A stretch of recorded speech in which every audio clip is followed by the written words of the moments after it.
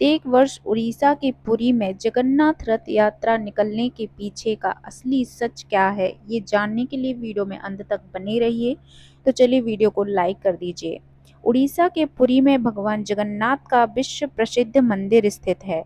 हर साल आषाढ़ माह के शुक्ल पक्ष की द्वितीया तिथि को इस मंदिर से भगवान जगन्नाथ की रथ यात्रा का आयोजन किया जाता है। भगवान जगन्नाथ की इस रथ यात्रा में उनके साथ भाई बलराम और बहन सुभद्रा भी अपने अपने रथों पर विराजमान होकर नगर भ्रमण करते हैं। मान्यता है कि इस विश्व प्रसिद्ध रथ यात्रा के साक्षात दर्शन करने से 1000 यज्ञ के बराबर पुण्य की प्राप्ति होती है। जगन्नाथ रथ यात्रा के पीछे की पौराणिक कथाएं। भगवान जगन्नाथ का नगर भ्रमण। पौराणिक कथा के अनुसार एक बार देवी सुभद्रा को नगर भ्रमण की इच्छा हुई। तब भगवान जगन्नाथ अपने भाई बलभद्र और बहन सुभद्रा के साथ रथ पर बैठकर नगर भ्रमण के लिए गए। तब भगवान जगन्नाथ अपनी मौसी गुंडिचा देवी के घर भी गए और 7 दिनों तक मौसी के यहाँ विश्राम किया। तभी से ही यह यात्रा जगन्नाथ रथ यात्रा का स्वरूप बन गई।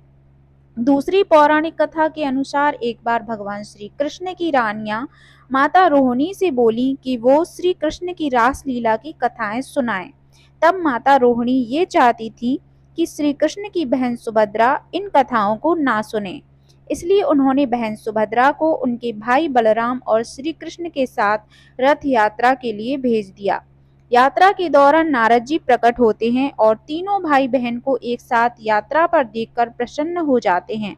तब नारद जी विनती करते हैं कि हर साल ऐसे ही तीनों भाई बहनों के दर्शन भक्तों को होते रहें। नारद जी की ये विनती भगवान स्वीकार कर लेते हैं। कहा जाता है कि तभी से हर साल रथ यात्रा निकाली जाती है। इसलिए इस रथ यात्रा को देखने के लिए देश विदेश से कई लाख भक्त यहाँ आते हैं।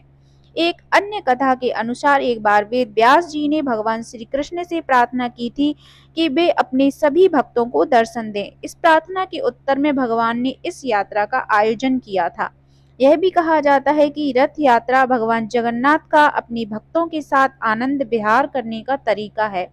वे रथ पर सवार होकर शहर की गलियों में घूमते हैं और अपने भक्तों को दर्शन देते हैं। ये सभी कथाएं हिंदू धर्म में लोक मान्यताओं के आधार पर प्रचलित हैं और भक्तों की धार्मिक आस्था को दर्शाती हैं। हमारे साथ जुड़े रहिए। ऐसी ही रोचक कथा कहानी सुनने के लिए मिलते हैं अगली कथा कहानी के साथ। राधे राधे।